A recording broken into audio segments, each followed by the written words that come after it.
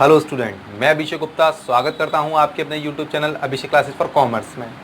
हम लोगों ने 11th क्लास के लिए कैश बुक की सीरीज़ स्टार्ट की थी और अब तक हम इसमें 2 वीडियो अपलोड कर चुके हैं, जिसमें पहली वीडियो में हम लोगों ने आपको बताया था फॉर्मेशन ऑफ कैश बुक और मैंने आपको फॉर्मेट समझाए थे, टाइप्स ऑफ कैश बुक बताई थी। सेकेंड वीडियो में cash book with single column मैंने आपको सिखाया था। आज नए क्वेश्चन के साथ मैं आप लोगों के सामने हाजिर हूँ। पढ़ लेते हैं, क्वेश्चन आपके सामने है, पढ़ लीजिए और मैं भी पढ़ देता हूँ। क्वेश्चन है, enter the following transaction in cash book with cash and bank column. वो आपको साफ साफ बोल रहा है कि आपको कैश बुक प्रिपेयर करनी है और cash book with bank column है।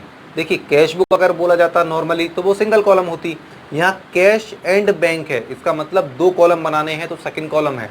मैंने आपको स्टार्टिंग में फर्स्ट वीडियो बताया था, डबल कॉलम में 2 टाइप से कैश बुक बन सकती हैं, कैश प्लस बैंक या कैश प्लस डिस्काउंट। अब यहाँ क्लियरली उसने मेंशन कर दिया है कि कैश एंड बैंक दोनों चीज़ें बोली हैं, इसका मतलब इसमें डिस्काउंट नहीं होगी, केवल कैश और बैंक होगी। ठीक है, फॉर्मेट पर एक बार निगाह डाल लेते हैं। पहला कॉलम वही डेट का होता है, पर्टिकुलर का होता है, LF मीन्स लेजर फोलियो होता है, कैश होती है, बस इसमें एक कॉलम बढ़ जाता है बैंक का। अगर हम देखें इस डेट से लेकर इस कैश तक कॉलम देखें तो ये सिंगल कॉलम के हैं, लेकिन बस इसमें बैंक, चूँकि क्वेश्चन ने बैंक बढ़ा दी तो हमने भी बैंक बढ़ा दिया। तो सेम यही सारे अकाउंट 5 लाइन फॉर्मेशन में देख लेंगे, डेट, पर्टिकुलर, LF, कैश और बैंक। आप कैश और बैंक को आगे पीछे कर सकते हैं, बशर्ते जो यहाँ पर पहले नंबर पे है वही यहाँ पर होना चाहिए। I mean, अगर यहाँ आपने बैंक लिखा है, यहाँ कैश, तो यहाँ पर भी आपको पहले बैंक और पहले कैश लिखना पड़ेगा। ठीक है, मैंने यहाँ कैश लिखा है फर्स्ट नंबर पर, फिर बैंक लिखा है, तो यहाँ पर भी मैंने कैश और यहाँ पर बैंक लिखा है। आप अपोजिट नहीं कर सकते कि यहाँ पर कैश और यहाँ बैंक डाल दें और यहाँ बैंक और यहाँ कैश डाल दें, ऐसा नहीं कर सकते। एक तो क्वेश्चन को सॉल्व करने में दिक्कत आएगी और बैलेंस निकालने में भी दिक्कत आएगी और आपके मार्क्स भी इससे कटेंगे। ठीक है, चलिए स्टार्ट कर लेते हैं। पहला है क्वेश्चन में, जून 2016 की है ये कैश बुक, 1 जून को डेट थी आपकी, दे रखा है कैश इन हैंड और बैंक ओवरड्राफ्ट। ध्यान रखिए 90% आपको कैश बुक में बैलेंस दिए जाएंगे, तो जो कैश का बैलेंस दिया जाए, चाहे वो बैलेंस BD के नाम से लिखा हो, कैश इन हैंड के नाम से लिखा हो, हमेशा 100% वो 2 साइड में ही आएगा। 2 साइड मीन्स डेबिट साइड में ही आएगा, because cash is the assets and the assets nature is debit. ये मैंने आपको वीडियोस में समझाया था। ठीक है, तो कैश का बैलेंस है 800, तो आपने सबसे पहले टू बैलेंस BD 800 डाल दिया। ठीक, 2 साइड में देखिए, कैश में ही डालना है, बैंक में मत डाल देना। फिर नीचे लिखा है बैंक ओवरड्राफ्ट। अगर आपको बैंक ओवरड्राफ्ट लिखा हो या बैंक बैलेंस ब्रैकेट में क्रेडिट लिखा हो या क्रेडिट बैंक बैलेंस लिखा हो, मैं 3 लाइनें फिर समझा रहा हूँ, bank overdraft, bank balance bracket में क्रेडिट या क्रेडिट बैंक बैलेंस लिखा हो, तो बैलेंस 2 साइड में ना आकर बैंक का, कैश का तो हमेशा ही आएगा, बैंक का बैलेंस क्रेडिट साइड में आ जाएगा बाय बैलेंस BD के नाम से और अमाउंट आ जाएगा बैंक के कॉलम में। क्लियर है? अगर फिर क्लियर कर रहा हूं उस बात को, bank overdraft, bank balance bracket में क्रेडिट या क्रेडिट बैलेंस ऑफ बैंक या क्रेडिट बैंक बैलेंस दिया गया हो, तो बैंक का बैलेंस क्रेडिट साइड में आएगा। ठीक है, because bank overdraft is a liability, the nature of liability is credit, और बाकी 2 लाइनों में तो क्लियरली क्रेडिट बोला है उसने। ठीक है, अगर खाली बैंक बैलेंस लिखा है तो वो असेट्स मानी जाएगी और वो 2 साइड में आएगी। आपको 2 बार बैलेंस BD लिखने की जरूरत नहीं है, आप चाहें तो यहाँ पर बैंक का बैंक में और कैश का कैश में डाल दें। ठीक, लेकिन चूंकि एक डेबिट साइड का एक क्रेडिट साइड का, तो आपको 2 बार लिखना पड़ा यहाँ पर। ठीक है, ये ध्यान रखना। अब आगे बढ़ते हैं। Received a cheque from Bharti. देखिए, बहुत ध्यान से समझना है इसको, क्योंकि ये बहुत ट्रिकी होती है। Receive a cheque from Bharti 7 June की एंट्री, उसके बाद 9 तारीख की एंट्री देखिए, deposit the above cheque into the bank. अगर 9 तारीख वाली एंट्री नहीं होती तो 7 तारीख की एंट्री कुछ और होती, लेकिन 9 तारीख वाली एंट्री है तो 7 तारीख की कुछ और होगी। बिल्कुल, एंट्रियां आपस में कोरिलेट भी होती हैं। जैसे सपोज करिए क्वेश्चन 9 जून वाली अगर एंट्री नहीं होती तो 7 तारीख वाली एंट्री क्या होती? Receive a cheque from Bharti, हमको भारती से एक चेक मिला, तो एंट्री होती bank account debit to Bharti. लेकिन 9 तारीख को उसने बोला है deposit the above cheque into the bank, अब चेक, ऊपर वाला चेक मतलब 7 तारीख वाला चेक, भारती वाला चेक हमने 9 तारीख को डिपॉजिट किया है। अगर आपने 9 तारीख को डिपॉजिट किया है तो आपने 7 तारीख को तो डिपॉजिट नहीं किया होगा, बिल्कुल सही, और आपने वहां 7 तारीख में डिपॉजिट कर दिया तो एंट्री कट जाएंगी। इसलिए आपको ध्यान में रखना पड़ेगा क्वेश्चन को, क्योंकि आपने 9 तारीख को 7 तारीख वाला चेक डिपॉजिट किया है तो आप इसकी एंट्री करेंगे चेक इन हैंड। क्यों? वो चेक ना तो आपने बैंक में डिपॉजिट किया, क्यों नहीं किया? क्योंकि 9 तारीख को बोल रहा है, 9 तारीख को किया है उसने, तो 7 को तो किया नहीं होगा उसने। तो ना तो आपने बैंक में डिपॉजिट किया है, ना ही चेक के मिलने से कैश बढ़ा। इसका मतलब ये है आपकी पॉकेट में है वो भी चेक। तो cheque in hand account debit to Bharti. अब ना तो इसमें कैश आ रहा है ना बैंक आ रहा है, तो जब कैश भी नहीं है बैंक भी नहीं है तो हम पोस्ट कहाँ करेंगे? कहीं नहीं करेंगे। इसका मतलब 7 तारीख वाली कहीं एंट्री नहीं होगी। आप देख लीजिए, ना तो मैंने टू साइड में की है ना मैंने बाय साइड में की है। क्लियर है? ठीक है। अब 9 तारीख की entry, deposit the above cheque into the bank. मतलब कौन सा चेक है ये? 7 तारीख वाला, जो किसका था? भारती का था। भारती का चेक आप बैंक में डिपॉजिट कर रहे हैं, तो अब bank is the receiver, receiver is always debit to कौन सा चेक? जो आपके हाथ में था, चेक इन हैंड। तो bank account debit to cheque in hand account हो जाएगा। तो बैंक क्या हो रही है? डेबिट। रूल वही चलेगा जो हम लेजर में सीखा था, सिंगल कॉलम कैशबुक में सीखा था, सेम इसमें भी वही सीखेंगे।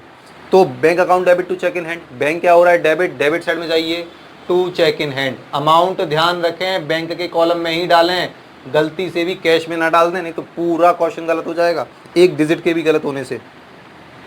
Next 12 June, paid to Bhavna by cheque ₹2425।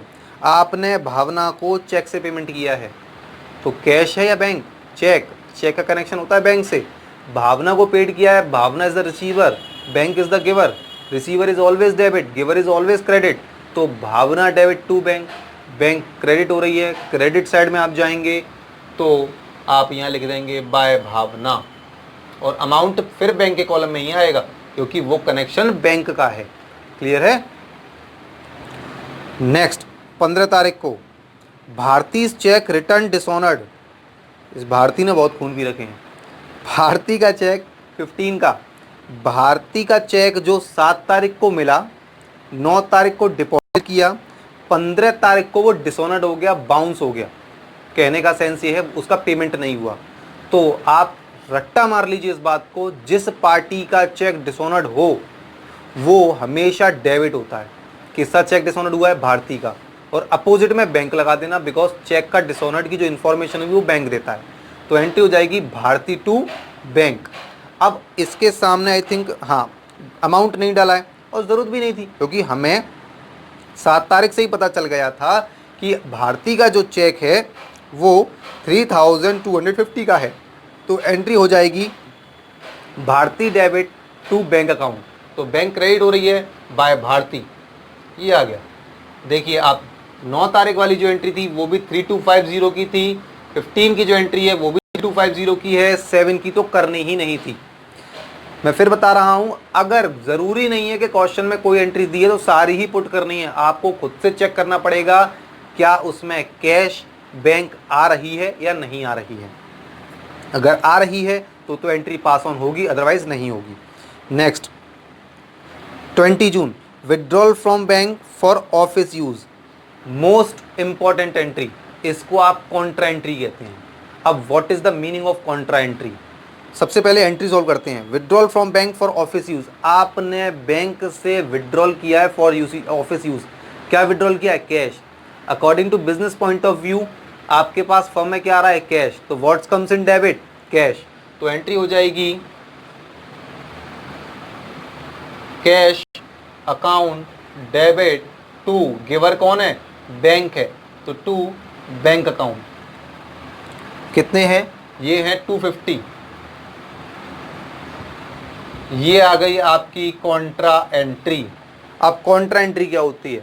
वो एंट्री जिसमें कैश और बैंक अपोजिट डायरेक्शन में हो। ध्यान रखना, अपोजिट डायरेक्शन में।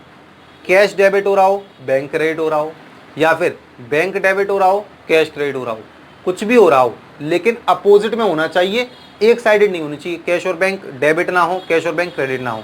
अपोजिट डायरेक्शन में अगर कैश और बैंक होगा तो वो क्या होगा? कॉन्ट्रा एंट्री होगी। देखिए कैश टू बैंक, क्लियर है। अब यहाँ पर तो कैश भी और बैंक भी और अपोजिट डायरेक्शन में, बड़ी समस्या है। एक चीज हमने भी सीखी है, चलिए वो भी 2 मिनट बताता हूँ। कैश क्या हो रही है, डेबिट, आप किस साइड जाएंगे, डेबिट साइड। इसके अपोजिट में क्या है, बैंक, तो आप डेबिट साइड में जाकर बैंक लिखेंगे। फिर समझा दूं, कैश क्या हो रहा है, डेबिट, डेबिट साइड ये है, तो उस साइड में जाएंगे, टू साइड में क्या लिखेंगे, टू बैंक। देखिए मैंने टू बैंक लिख दिया। और अमाउंट कहाँ डालेंगे, कैश के कॉलम में, क्योंकि हम कैश को प्रायोरिटी दे रहे हैं राइट नाउ। तो देखिए मैंने डाल दिया। यही एक ऐसा क्वेश्चन है जिसमें लेजर फोलियो का यूज किया जाता है। मैंने लिख दिया सी, सी मीन्स कॉन्ट्रा। क्लियर, अभी भी एंट्री खत्म नहीं हुई है। हमारे पास बैंक का कॉलम भी तो है और बैंक भी है इसमें। बैंक क्या हो रहा है, क्रेडिट, तो क्रेडिट साइड में आएंगे। इसके अपोजिट में क्या था, कैश, तो कैश लिखेंगे बाय कैश, और अमाउंट आएगा बैंक के कॉलम में, बिकॉज अभी हम बैंक को प्रायोरिटी दे रहे हैं। तो देखिए ये आ गया, ठीक है। और यहाँ पर भी आप सी डाल देंगे, इसका मतलब ये है कॉन्ट्रा एंट्री। आप ये भी याद कर सकते हैं, सी कभी भी ऑड नंबर में नहीं आएगा। अगर हम काउंटिंग करें तो इवन नंबर ही आएगा, बिकॉज अगर एक बार ट्रांजेक्शन यहाँ है तो एक बार ट्रांजेक्शन यहाँ भी होगा। ये ट्रिक है छोटी सी जानने की।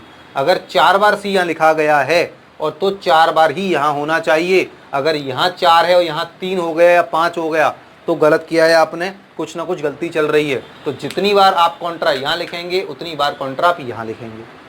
अब कुछ बच्चों के मन में एक प्रश्न उठ रहा होगा कि सर हमेशा बोलते हैं जिसका हम अकाउंट बना रहे हैं उसमें उसका नाम नहीं आता।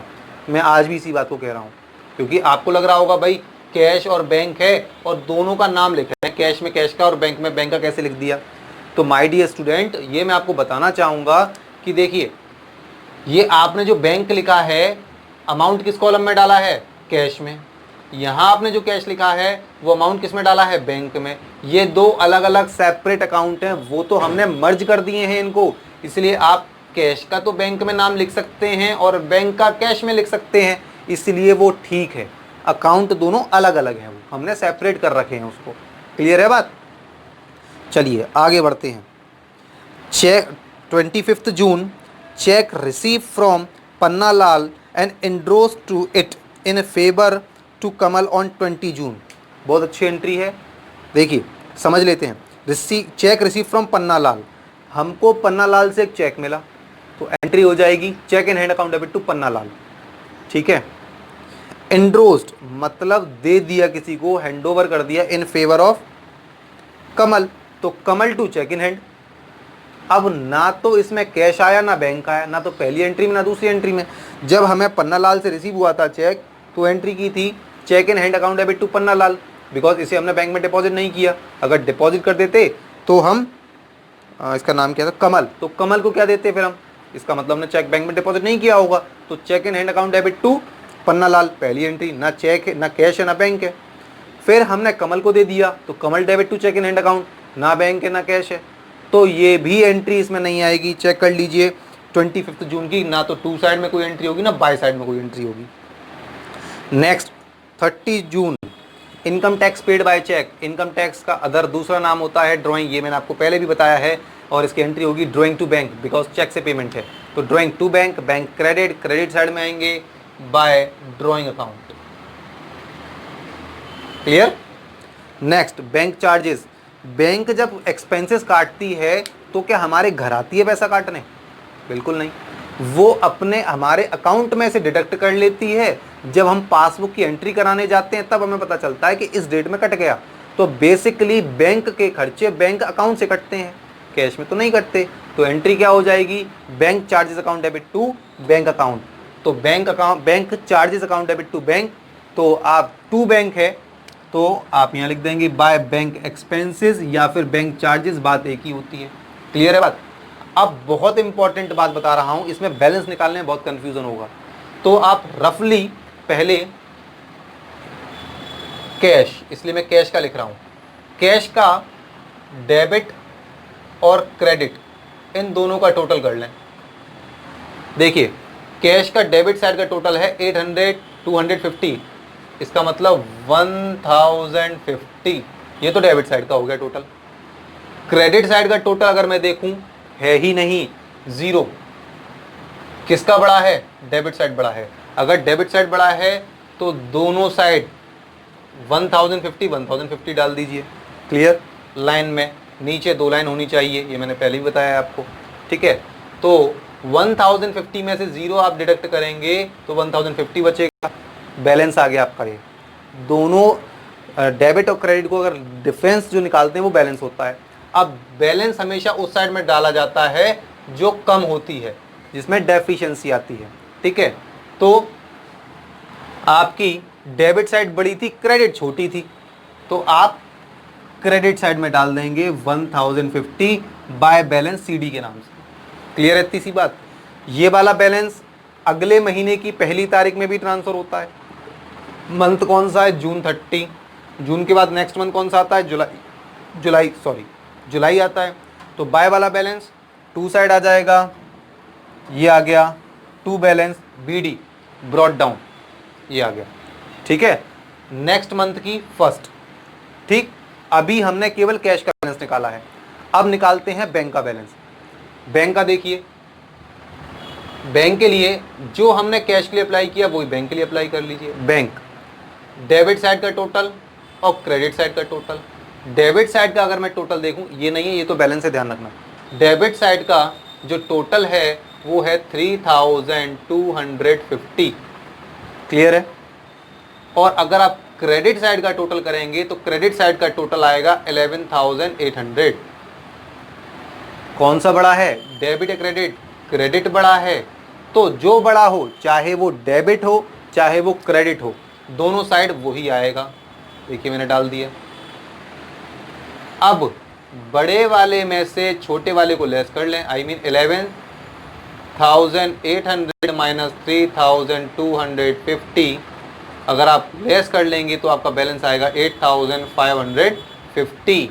ये आपका बैलेंस हो गया। अब ये लिखेंगे कहाँ पर? जो साइड छोटा होता है वहाँ लिखते हैं। तो कौन सा छोटा था? डेबिट छोटा था, आपने तुरंत लिख दिया to balance C D. Clear? ये ज़रूरी नहीं है कि कैश और बैंक के बैलेंस बाय साइड में ही बचें या टू साइड में ही बचें। हो सकता है दोनों के टू साइड में बच जाएं, हो सकता है दोनों के बाय साइड में बच जाएं, हो सकता है एक का टू में और एक का बाय में बच जाए। क्लियर? लेकिन एक चीज़ बता दूं, कैश का बैलेंस हमेशा और हमेशा बाय साइड में ही आएगा। ये मैंने आपको सेकंड वीडियो में भी बताया था। आई मीन कैश का डेबिट साइड ही बड़ा होगा हमेशा। बैंक का डेबिट क्रेडिट कुछ भी बड़ा हो सकता है, लेकिन कैश का कभी नहीं हो सकता। तो फिलहाल हमारा बैंक का क्रेडिट साइड बढ़ा है, तो हमारा बैलेंस आ गया 8,550 बैलेंस सीडी जून ऑफ 30। अब इसको भी जैसा आपने इस बाय वाले को टू में ट्रांसफर किया था, तो इस टू वाले को आप बाय में ट्रांसफर करेंगे नेक्स्ट मंथ की फर्स्ट डेट। तो जून 30 के बाद जुलाई 1 बाय बैलेंस बीडी 8,550 और इसे आप बंद कर देंगे। ये थी आपकी cash book with bank column, या मैं कहूँ तो double column cash book. I hope आप लोगों को समझ में आई होगी। अगर आप लोगों को समझ में आई हो तो प्लीज़ इस वीडियो को लाइक करें और शेयर करें। Thank you so much.